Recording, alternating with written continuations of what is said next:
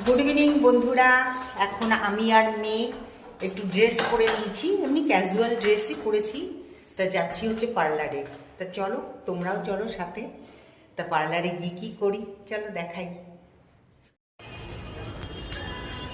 তা আমরা এখন বেরিয়ে গেছি, এই যে রাস্তা দিয়ে যাচ্ছি, এই যে সাথে মেহেন্দি।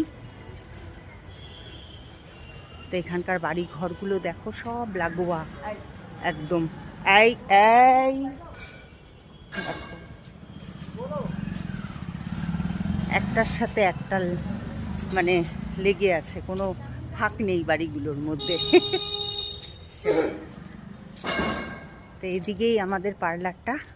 চলো, আমরা একটা গলির ভেতর দিয়েই যাচ্ছি, এটা বলতেই পারো। এই যে পার্লার।